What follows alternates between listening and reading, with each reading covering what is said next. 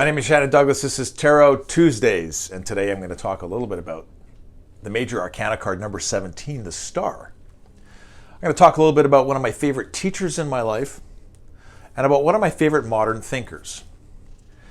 And then we're going to dive a little bit into how to derive meaning, or what the process of deriving some meaning from tarot cards might be based on the cards that come before them in the deck and cards that come after.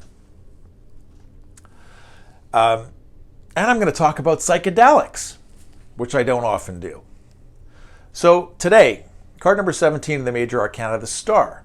And in the Star, in the traditional deck, we see a woman. She's got a foot in the water, a foot on land. She has a vessel in each hand pouring water, one into the water, one onto the ground, representing the conscious and the unconscious minds, which we've talked an awful lot about through our journey, our fool's journey through the Major Arcana. And one of my favorite teachers, and you may have an experience like this, a memory like this. I'm going to be 50 years old soon, but I still remember a couple of really profound teachers that I had when I was a teenager and a child.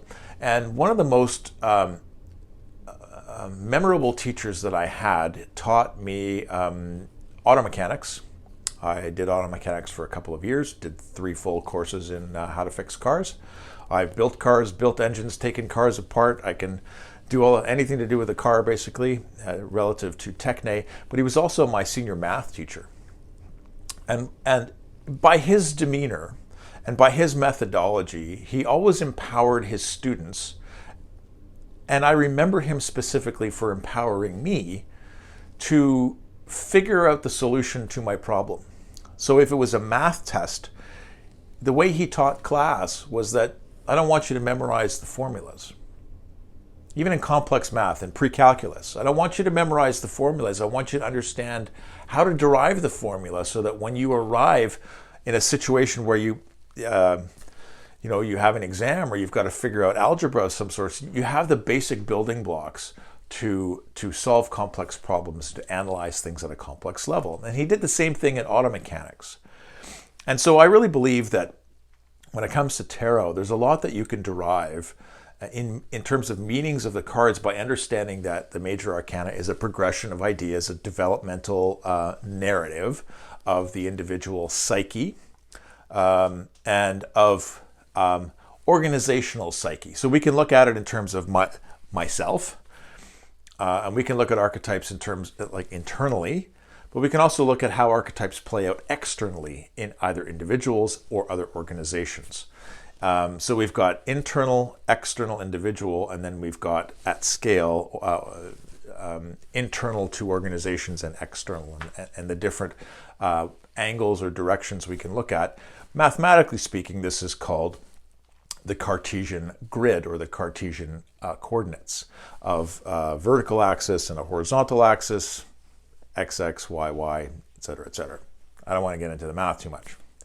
I told you I was going to talk about psychedelics. So one of my favorite thinkers in living thinkers, modern thinkers, is a guy by the name of Daniel Schmachtenberger. And I saw him in an interview recently, and he spent, it seems to be, many, many years thinking about how to solve the world's problems. And one of the things that he says is that in order to solve a problem, we have to really accurately define what that problem is. That's sort of a sidebar note. Because in this interesting talk that I saw very recently that was put up in September, he was talking about psychedelics and the psychedelic experience and what people go through under psychedelics. And there's been a lot of liberation of our attitudes towards psychedelics in society over the last 15 years or so. Some people are calling it the psychedelic revival. There's been a liberalization of research policies. A number of different schools and universities are doing research on psychedelics as therapies. I myself found a number of years ago when I was dealing with anxiety and depression that a microdosing regime was immediately transformative to my life, and helped me to shift perspective on things and round the sharp edges in my life. And I want to talk about the star in relationship to the psychedelic experience, because part of the process of taking a psychedelic in a sacred and therapeutic circumstance is people talk about the dissolution of ego, or the dissolution or dissolving of boundaries. Now, there's an old Latin expression from alchemy. It's solve e coagula. It means to dissolve and reform. And this is the process that an individual may experience when participating in a sacred psychedelic ritual, whether that be ayahuasca or DMT or mescaline or psilocybin, magic mushrooms, or even LSD. And it breaks down the boundaries that we have around things. It breaks down meaning so that we can reform meaning again in more purposeful and meaningful ways. So in the last couple of cards that we've tackled, the number 15 card, the Devil, which is the state of a dysfunctional ego attached to control mechanisms and egoic desires, detached from sacred source and one's own unconscious, incapable of recognizing one's own fault and the reasons for one's circumstance manifesting the way they are. If we ignore our shadow, we see it in the world outside of us and we project it out there. And then the Tower, as an event, is the collapse of that ego structure. And the psychedelic experience, set with the right intentions and with the right set and setting, can facilitate that breakdown and the dissolution of the ego and the ego structures. I saw Daniel Schmachtenberger talk about psychedelics recently and about different experiences that people have, for example, of encountering the devil or encountering a demon or some sort of symbolic representation of their fears that they try and run from. And this is the essence of a bad trip. And so psychedelics aren't for everybody, but in some cases we get reports of ego dissolution and ego collapse and dark night of the soul, and there are pathways through this. And late in the stages of a psychedelic experience, which can last 4, 5, 6, even 8 hours, depending on the particular substance that you have participated in, you get to a stage what people call the coast, or coasting, coasting out. That's when silence seems to settle in, where the psychedelic and hallucinogenic effects kind of wear off, but there's still this crystalline, palpable silence in the environment. And it might just be a sense in the body of this peace that comes along with it. This is a bit like the experience of the star. Now, the star comes from the hope of rebuilding. And when the old patterns fall away, we have this opportunity or this sense of potentialities. And the dark night of the soul is terrifying, but these potentialities then come as a tabula rasa, or a blank slate, of being able to create the future, being able to create the future circumstances and opportunities and a new pathway where the old ego needs didn't particularly serve. So hope comes without a roadmap.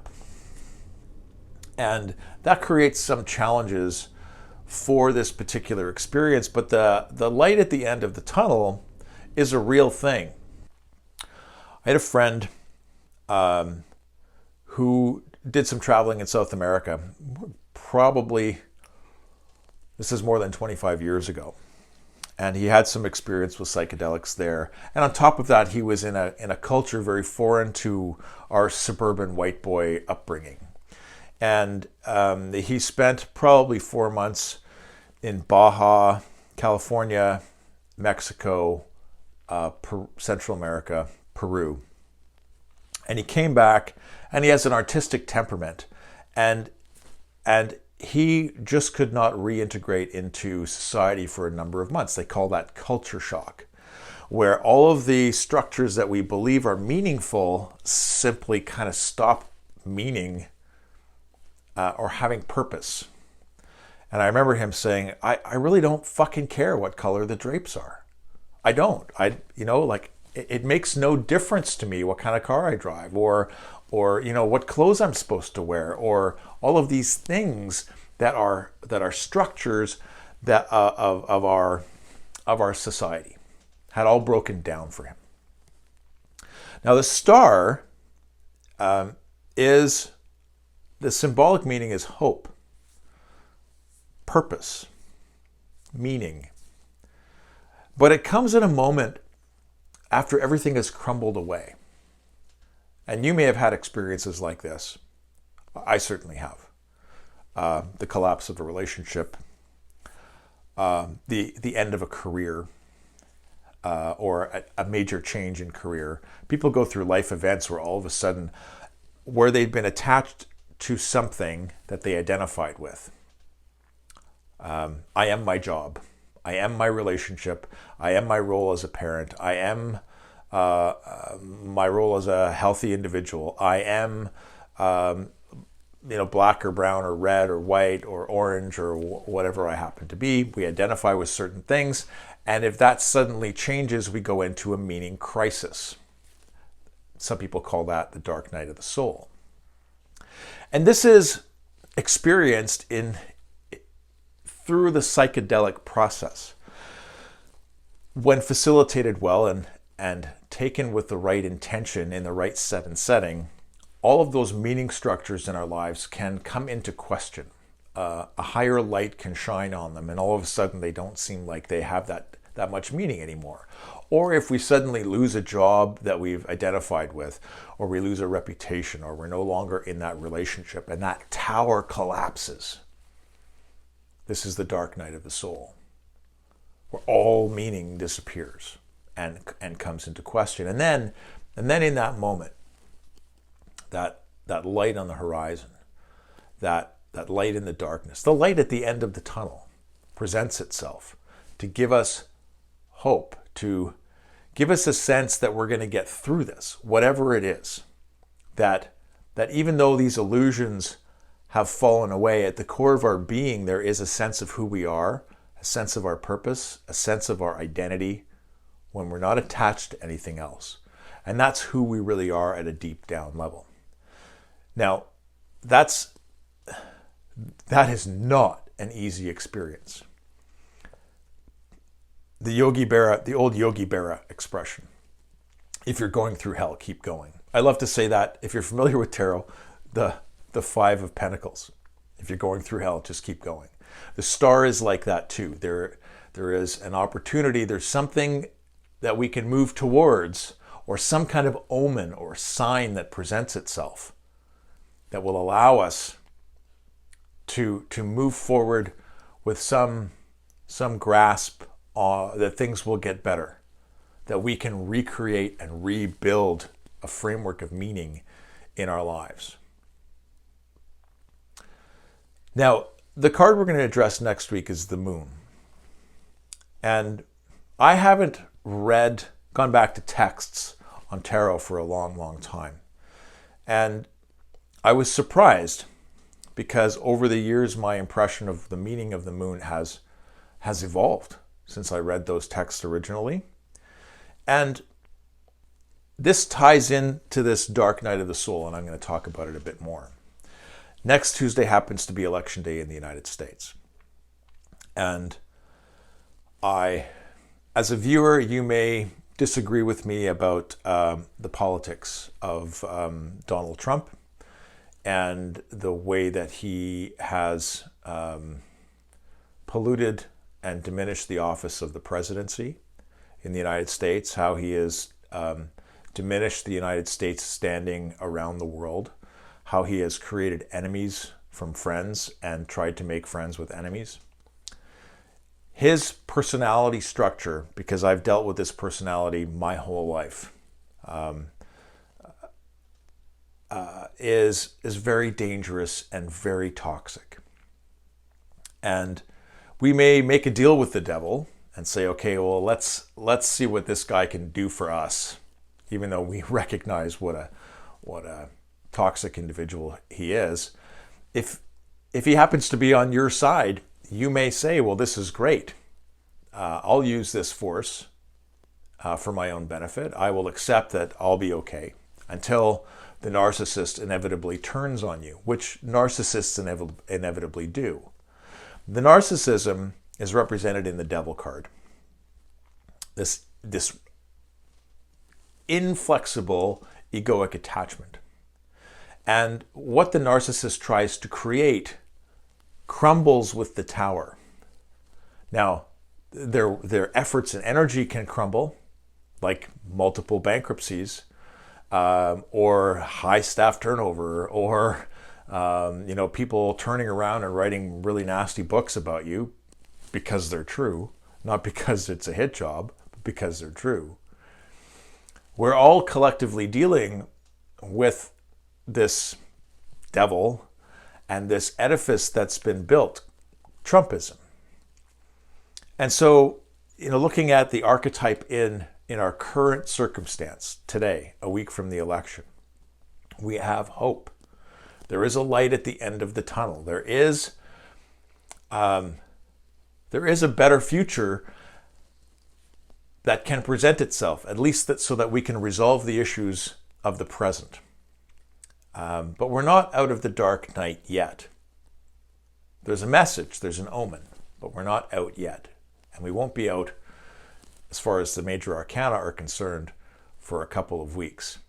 I'm going to pre-record the moon card before next Tuesday, so it won't be up with any knowledge of who's going to win the election. But when we get to the sun card a couple of weeks from now, I hope to be able to share the kind of positive message that the sun has for us on Tarot Tuesday. My name is Shannon Douglas. I'm the author of the forthcoming book, Chasing Quicksilver. And if you haven't already, please make sure you like the video and subscribe. And that way you'll get notifications as I put up more videos. I've been taking a little break from my series called Soul Mapping for a little while. I'm studying for exams right now. I'm writing 3 significant exams in November. I have another one in December. Partly to do with my own experience of the tower in my life. And I had to let some things fall in order to rebuild. And so I'm going through a re-education process and an upskilling process as I'm rebuilding from that. And I certainly see a hope for the future for my career and where I'm going. And that's consuming quite a bit of my energy at the moment. So next couple of weeks, Tarot Tuesday, I'll finish off the major arcana. I expect then to be able to pick up soul mapping with a little different perspective. And I hope that you'll join me.